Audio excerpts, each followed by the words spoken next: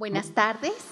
A nombre del Comité de Evaluación del Poder Legislativo Federal, darle la bienvenida a su entrevista en este proceso electoral extraordinario 2024-2025.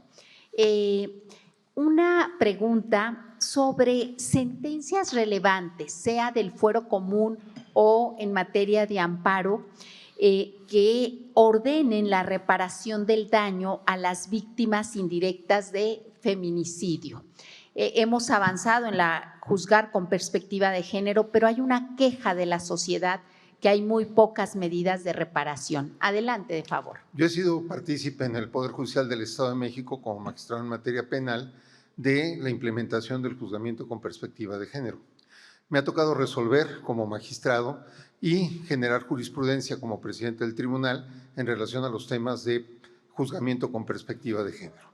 Sin duda, las grandes asimetrías que hay en materia de juzgamiento con perspectiva de género entre la mujer, su victimario, y las víctimas colaterales que tienen, es lo que más dificulta al momento de emitir una sentencia, porque hay que ponderar, hay que hacer una ponderación, llevarla hasta el máximo posible esa ponderación para tratar de reparar los daños que se generan por un hecho de esa naturaleza.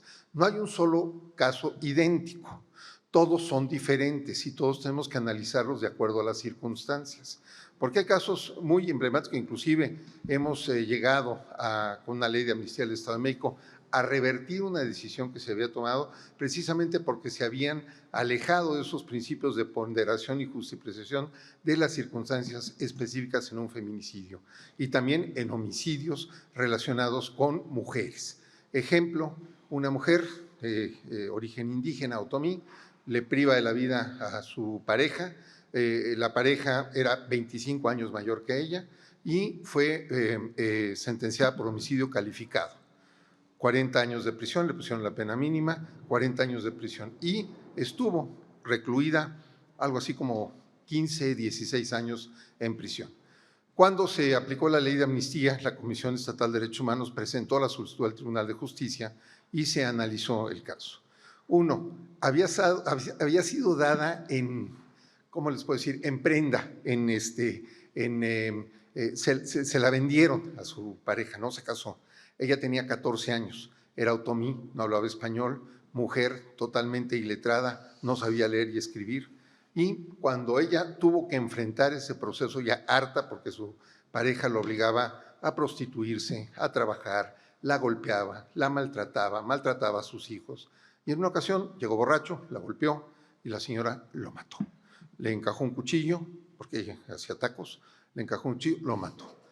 Sentencia condenatoria. ¿Por qué revertimos eso? Precisamente porque no se analizaron todos esos procesos de asimetrías, no se analizaron las categorías sospechosas, no se analizó absolutamente nada de lo que provocó ese hecho tan lamentable.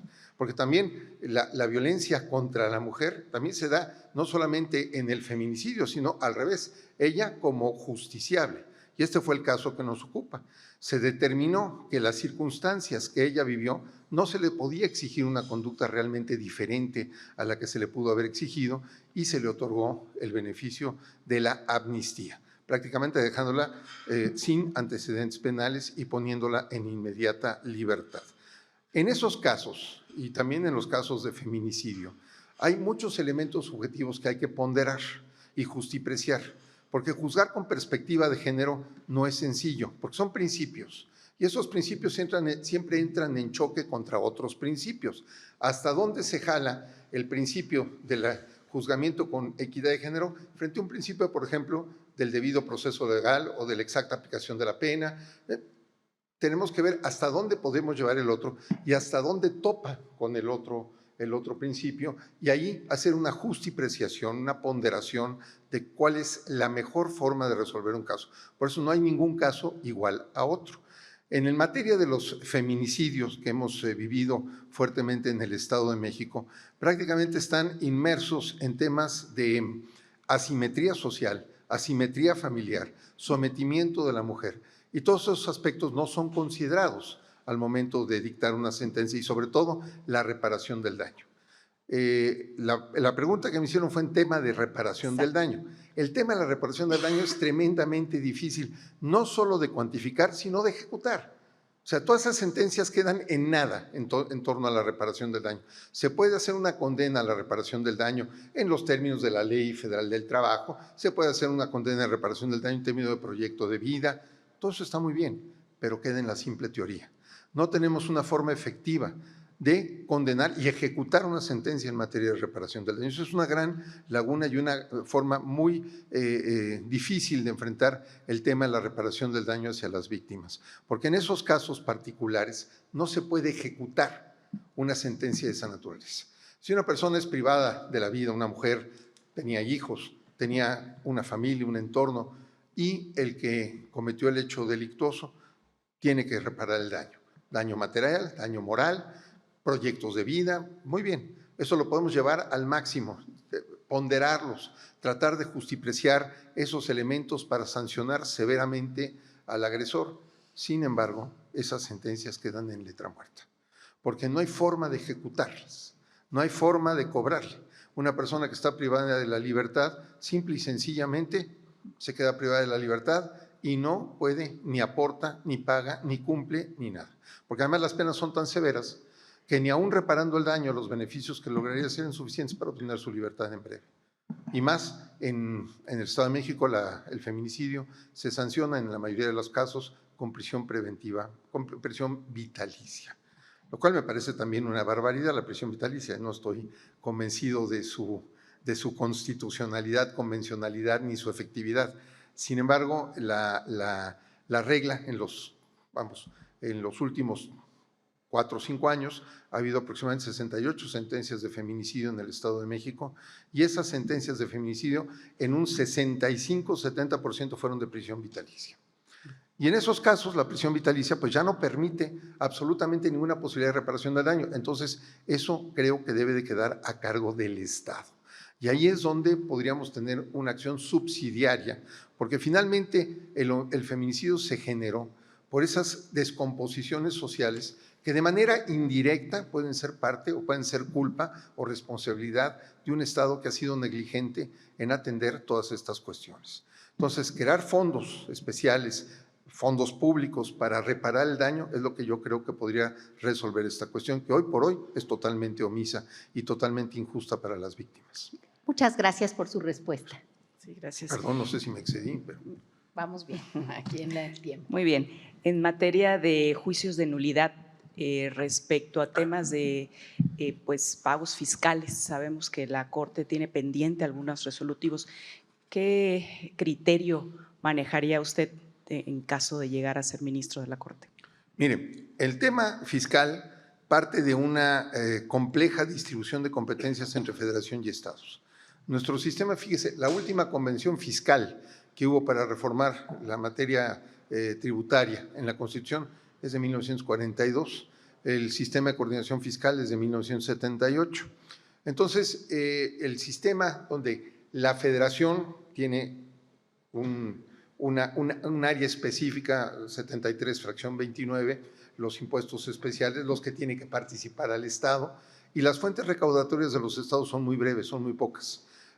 Obviamente el municipio no tiene potestad tributaria, pero sí tiene competencia tributaria para captar prediales, para captar obviamente los impuestos derivados del fraccionamiento o consolidación de la propiedad raíz. Pero tenemos un sistema fiscal muy confuso y muy complicado.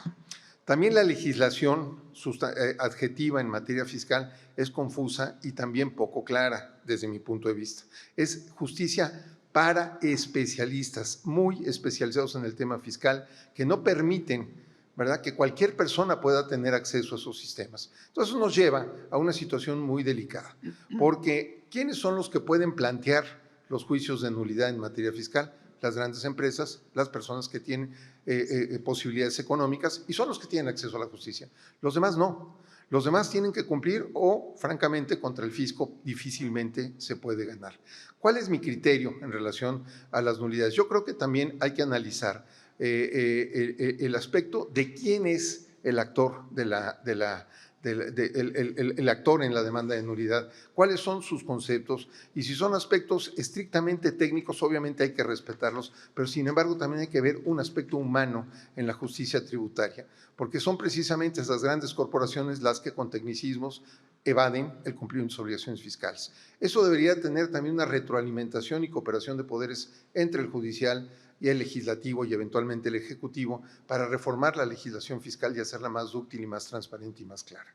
En materia de nulidades fiscales, hoy por hoy se tiene en mi opinión, una gran nebulosa. No es mi especialidad el derecho fiscal. Sin embargo, el derecho fiscal es un derecho que no ha sido claramente definido en nuestra Constitución. Tenemos un problema en la determinación qué le toca a cada quien en materia fiscal.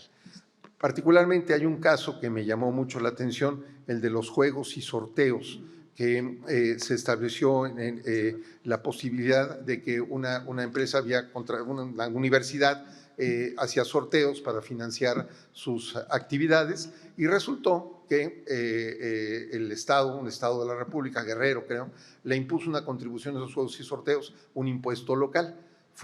Obviamente el asunto llegó a la Suprema Corte y se resolvió que el Estado de Guerrero no tenía potestad tributaria ni competencia tributaria y no podía legislar en esa materia. Sin embargo, el 73, fracción 10, dice que la Federación puede puede establecer impuestos en materia tributaria, en todas las materias explícitas puede establecer contribuciones, tiene esa potestad tributaria. Sin embargo… Quedan menos de 40 segundos para un mensaje final y cerrar la pregunta. Bueno, sin embargo, en el artículo 73, fracción 29, no pone juegos y sorteos con apuesta. Entonces, deja allí una laguna. Obviamente se decretó la nulidad de ese cobro, que es un cobro que pretendía el Estado. Yo considero que la materia fiscal, que es trascendente, tiene que tener reglas mucho más claras y también abrirle espacios a los estados, sobre todo también las resoluciones de la Corte, para que sean creativos en sus contribuciones y se les dé un espacio de competencia y potestad tributaria más amplia a las entidades federativas. Muchísimas gracias. Ha terminado el tiempo. Gracias por su presencia y participación y le pedimos estar pendiente de las subsecuentes determinaciones de este comité de evaluación, las cuales haremos de su conocimiento vía correo electrónico. ¿Cómo no? Muchas gracias. A ustedes. Felicidades, abogado. Perdón. Todavía no, sí. Perdón.